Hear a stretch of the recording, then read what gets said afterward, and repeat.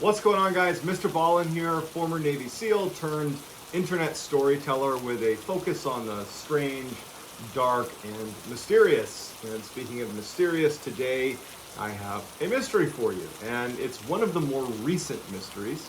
It happened in 2014 and spanned a couple of years following that. It is a story that plays out like a psychological thriller, and in fact, Netflix recently purchased the rights to make a movie or show about this case from the family that were the victims of this case. The too long didn't read version of this story is you have this all-American family that purchases their dream home.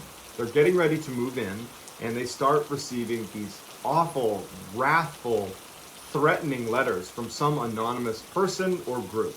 The letters get progressively worse and indicate that whoever is watching them very closely at all hours and is able to see things that are not easy to spot just from walking by. This is someone who is really intensely focused on the family. I think that the best way to watch this video and learn about this case, to really appreciate what this family went through, is to put yourself in the position of being the Broaddus family. That's the family that purchases the house. Imagine you're in their position. Would you have stayed or would you have left? And I'd love to hear about it in the comments section. So let's dive in. In June of 2014, Derek and Maria Broaddus purchased their dream home. It is a $1.3 million 6-bedroom house in Westfield, New Jersey, which is a very affluent northern New Jersey town. So the house they purchased was on Boulevard, that's the street name, and Boulevard within Westfield is at the time was like the street. If you lived on Boulevard, you had made it. I would say that times have changed because now Boulevard is remembered as the place where this case happened. So I would say it's probably not the best place to live anymore. But at the time, it was like Derek and Maria were living their dreams and they knew it. 3 days after the sale of the house, they hadn't moved in yet. Derek had gone to the house to do some painting of the walls and some simple house renovations. I think he was just so excited about this house. He just wanted to go over and just kind of be in the space. So his wife and his kids are back at their old house that they had sold but hadn't moved out of yet. And so he's at the new house and he's doing these simple renovations and he's like, you know what, I'm gonna check the mail. Because even though they'd only owned the house for 3 days, he was like, you know what the heck, see what it feels like to go collect the mail. This is gonna be my new home. And so he goes out and he opens the mailbox, and inside is this little tiny card-shaped envelope addressed to the new owners. Dearest new neighbor at 657 Boulevard, allow me to welcome you to the neighborhood. 657 Boulevard has been the subject of my family for decades now, and as it approaches its 110th birthday, I have been put in charge of watching and waiting for its second coming. My grandfather watched the house in the 1920s, and my father watched in the 1960s. It is now my time. Do you know the history of the house? Do you know what lies within the walls of 657 Boulevard? Why are you here? I'll find out. The letter goes on to identify what kind of car they were driving. It was a Honda minivan. It went on to say how many contractors were in and around the house over the past couple of days that were doing some renovations on the house. It even said that, I believe I've counted that you have 3 children. Someday I will learn their names and I will call to them and I will take them to you. You know, it's like a reconnaissance of his family had already begun as soon as they moved in. And so Derek is reading through this letter and he's realizing that whoever is sending this is not a friendly neighbor at this point. This is someone who is out to harm them in some way.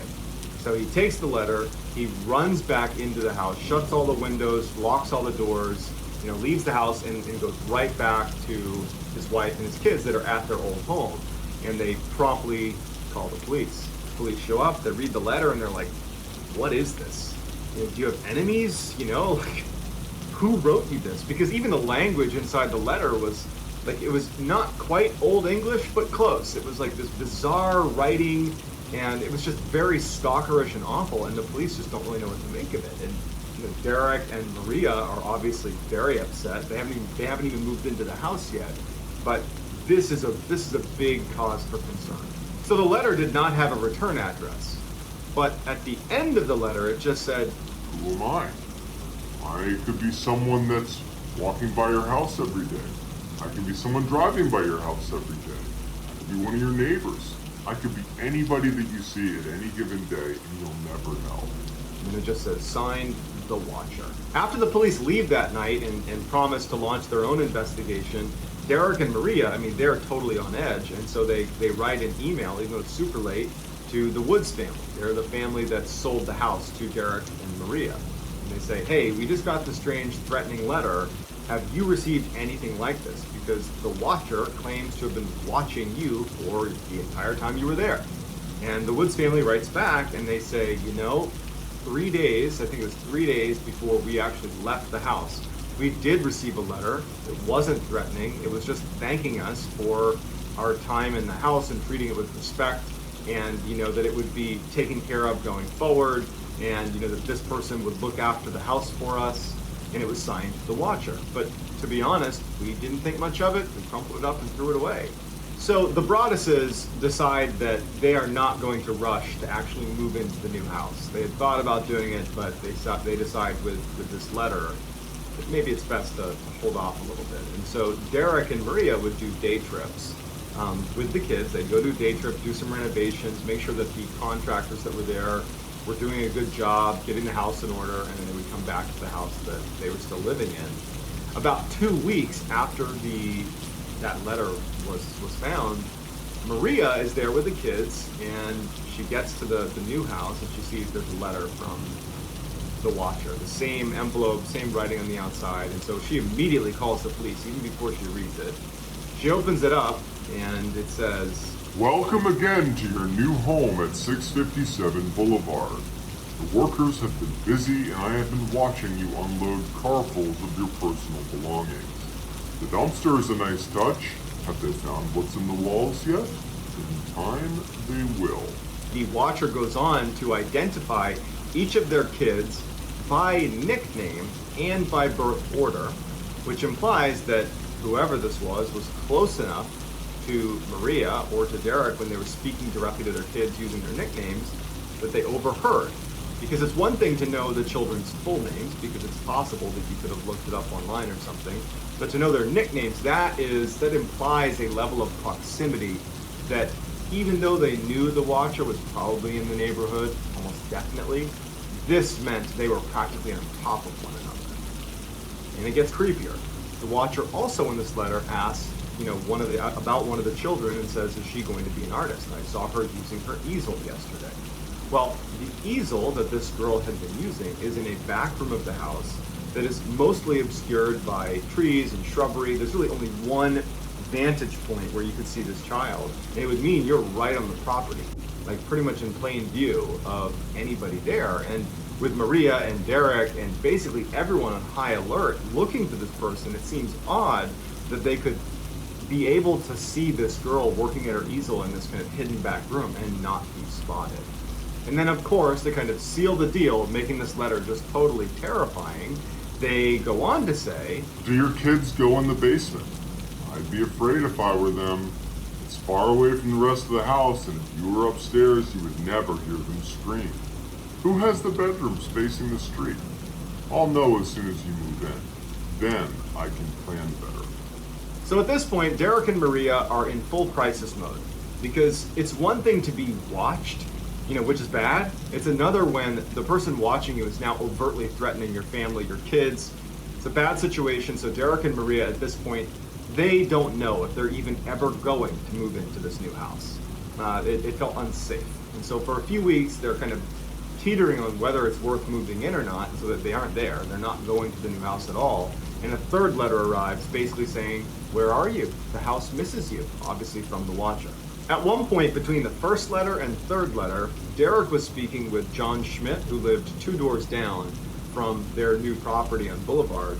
And John was saying that Derek ought to look into the Langfords. It was a family that lived right next to their new house, kind of a little bit of a strange family. It was a 90-something-year-old mother and her adult children who lived with her, who were all in their 60s. And one of the children, Michael, he was just known in the area of being a little bit odd. Like he would just kind of creep out other people. It wasn't uncommon to have him like walk across people's property, like little things like that, like looking in windows, just giving the vibe that he's a little bit strange and people didn't really like being around him. So Derek brings it up to the police that, hey, you should look into Michael Langford. He lives right near us. Neighbors are saying he's a little bit off. The police were like, actually, he was the first person we talked to. We brought him in, we questioned him, he denied it, we have no evidence tying him to it, and we just don't think it's him. And then later on in the investigation, they would actually do a DNA sample from one of the letters, and they would find out that it was a woman's DNA. And so that effectively ruled out Michael Langford, but the Langfords had a daughter. And so they decided maybe it could be her. And so they actually got a water bottle from her that they found, and they tested that, and it wasn't a match. So the Langfords were ruled out.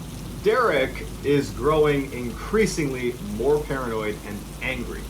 He went from being, scared of what was potentially going to happen to feeling like, how dare you threaten my family, my kids? And he started telling the police, like, if you don't find who's doing this, I'm going to figure out who it is. And then you're not going to be dealing with a stalking case. You're going to be dealing with a different kind of case, if you catch my drift. And so the police were like, don't do anything crazy. We're working as hard as we can. It's just there's not much to go on here.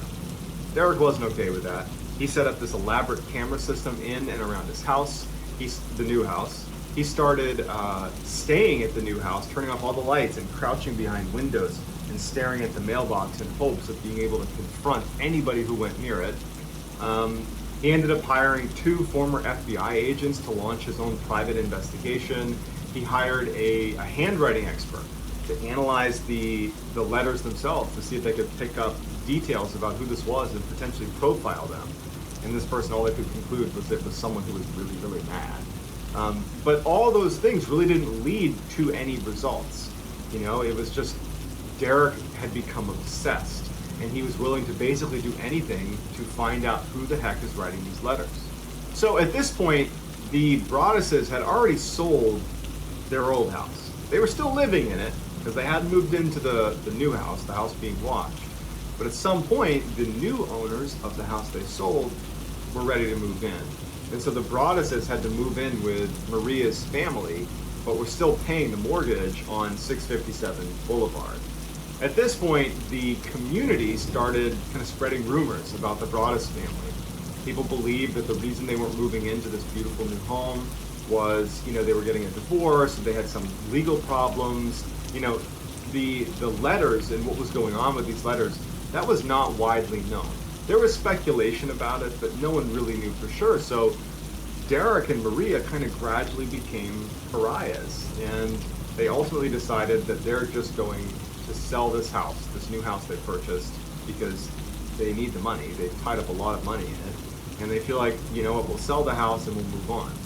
But by the time they listed it, enough rumors were circulating about the weirdness around that house and why no one was moving into it, and the weirdness with Derek and Maria, that nobody wanted to buy. And so they initially list this property above what they paid because they'd put $100,000 into the house in renovations. They just kept doing renovations, and that was their way of justifying not moving in. They were like, we'll keep fixing it up. It'll be better once we move in. But, so they put $100K in, and no one bid. They lower the price, no one bid. They continued to lower the price to where it was like a full-blown deficit. Still, no one made an offer. So it sat vacant. At this point, Maria and Derek turned their frustration towards the previous owners. Because as I mentioned earlier, they had received a letter from the Watcher. Granted, it was, at the very end of their stay in this house, but it was before they gave over the keys to the Broaddus family.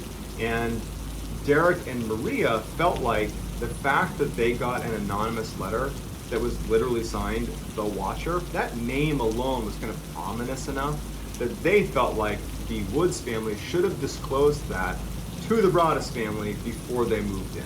And so they filed a legal complaint against the Woods family, basically saying that you held information that potentially would have kept us from moving in and not having this problem. Well, Derek and Maria were assured by their legal team that at most, small legal newswire might pick up this lawsuit, and that would be it. But the story it got picked up by a number of outlets. The fact that they were filing a complaint against the previous owners over basically a stalker. And all of a sudden, they were all over the news. The Broaddus family had over 300 media requests. There were TV stations and news stations camped out on their front lawn.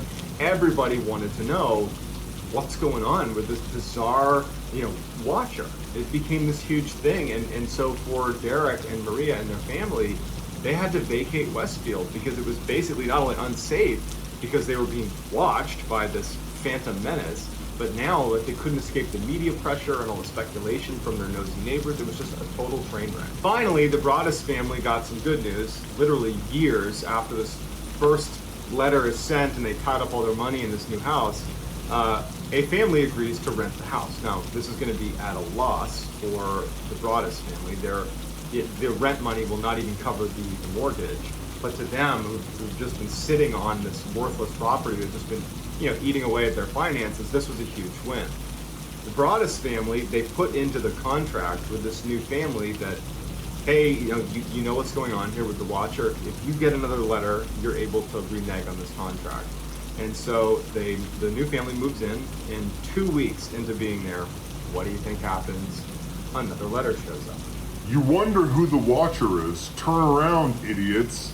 Maybe you even spoke to me. One of the so-called neighbors who has no idea who the watcher could be. Or maybe you do know and are too scared to tell anyone. My soldiers of the boulevard followed my orders to a T. They carried out their mission and they saved the soul of 657 Boulevard with my orders. All hail the watcher. The renter was also mentioned in this letter and was definitely spooked. But they decide that they're still willing to stick around because they knew going in this could happen. They just asked that the Broaddus family install even more cameras. And so they did that, they installed more cameras, and they decided to stay. Derek and Maria are obviously disheartened, but at the same time, now they have more evidence against the watcher. And so they take this new letter, they bring it to the police, and unfortunately, much like the other few letters they'd received, there was nothing much to go on, except that you have this person claiming to watch them, but no hard evidence to tie it to anybody. So once again, they got nowhere. After renting this house out for a while to this family at a deficit, the Broaddus family in 2019 finally decide to just sell the house at a $400,000 deficit. It was just a huge nightmare, and at this point they were willing to pay $400,000 to get rid of it. Before they sold it, they received one more letter, and this is what it said. You are despised by the house, and the watcher won. Despite the investigation by police and the unofficial investigation by Derek's private investigators, we are not anywhere closer to figuring out who the watcher is, or what's hidden in the walls. It's all still a huge mystery. Many people have speculated that the Broaddus family, that Derek specifically, was probably the person who wrote the letters, because in fact, he would later admit that he wrote a number of anonymous letters to people in the community that had been bad-mouthing he and his family. But he said it was purely out of frustration. I wanted to scare them and make them, feel what it was like to have the watcher watching them. But he said, this whole situation has really devastated them financially and emotionally, and kind of ruined their ability to stay in the town that they loved so much. So it's just the angle that he stood to benefit from this. It's not a very good theory, in my opinion. In addition, recently Netflix bought the rights to their story. But if Derek and his family had said, what we're going to do is we're going to set up this elaborate mystery around ourselves for years in order to secure movie rights, you'd be putting your kids through something so traumatic. And so the idea of having your kids have to live with the fear of being attacked and getting bullied at school because everybody talks in these communities, that seems far-fetched too. It remains to be seen who the watcher is, but to this day it remains a mystery. So if you haven't already, please click like and subscribe. I am going to be trying to do 2 or more stories a week. I'm really making a push to make YouTube my primary, so I hope you'll tag along. If you want to talk to me separately, you can DM me on Instagram. That's JohnBallin416. Also, go follow me on TikTok. My handle is Mr. Ballin. And that's going to do it, guys. I hope this was interesting, and I'll talk to you soon.